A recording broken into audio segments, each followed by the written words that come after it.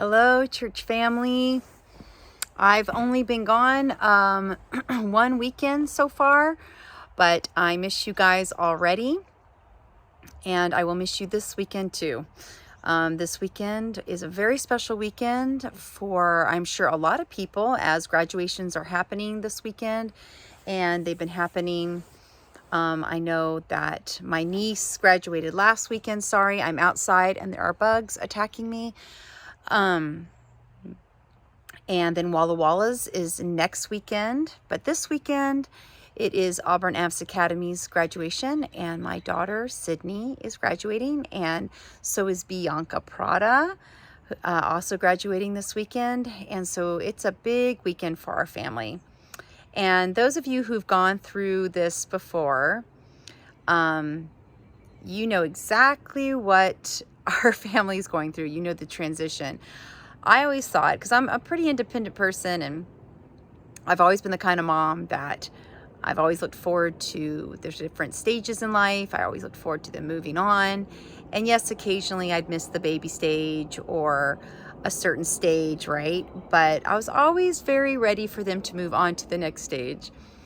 Being a high school teacher for a long time, I always thought that was more of my niche, was teenagers. And it's been really fun having my girls as teenagers. But this transition has been super hard for me. Wow, I did not realize it.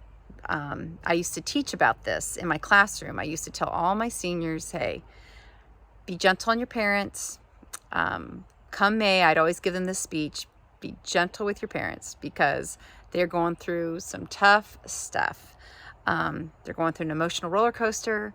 And so they may act a little crazy. It's just they're missing you already, and they're having a hard time adjusting to this transition.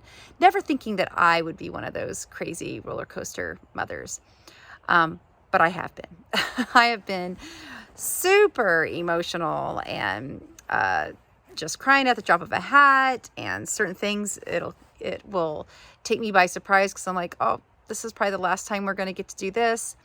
Because after Sydney graduates this weekend, she has a week at home, and then she goes and serves at camp, and then it's off to, then she's home for about a month, and then she's off to Walla Walla.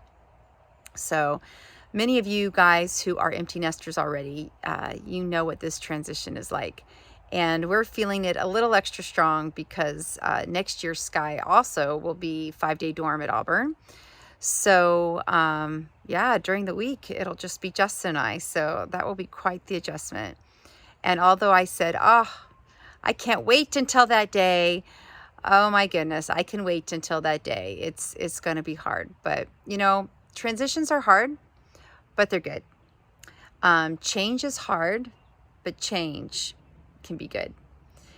And we want to, as I've been going through this, as I've been journeying through changes in my own family, as we've been journeying through trying to sell our home and looking for a new place to live, all of these bring about change. And even though the change is exciting, the change can be hard. And even though the change can be hard, there's a lot of good opportunities within the change too, right? So it always goes both ways. So I share this because as we are journeying together as a church family, we are going to be exploring and asking God, exploring His Word and asking God, what are the ways that we need to change to be more about your mission, not about our comfort, not about what we've always known, not about tradition, but about your mission. We have really come way too far away from what our mission is supposed to be.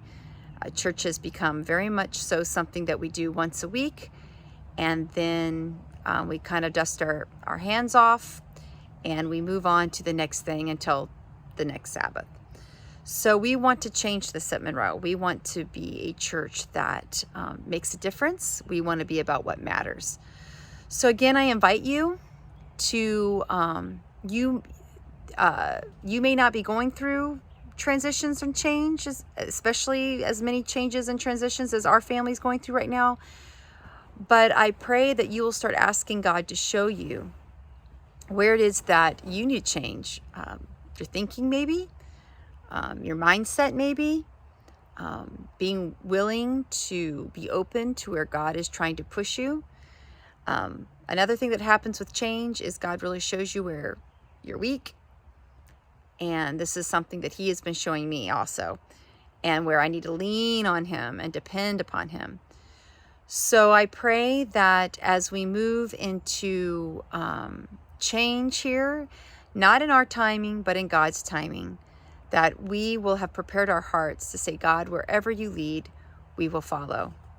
One change that we will be letting you know more details about here, especially here very soon, here in about a couple of weeks, we will be sharing with you that we will be doing some change in July and August. We'll be doing church outdoors, and we will also be starting at a new time. So church will start at 10:15 instead of 11:15, and then we will be letting you know what Sabbath schools will be meeting earlier, what Sabbath schools will be meeting after church, or what Sabbath schools will be taking a break during the summer months, during July and August.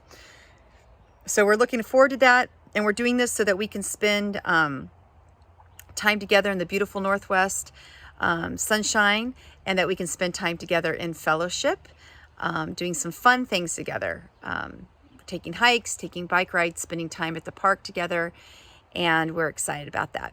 So pray for me, pray for my family as we're going through lots of change, and I will be praying for you as we go through the changes that God wants us to together.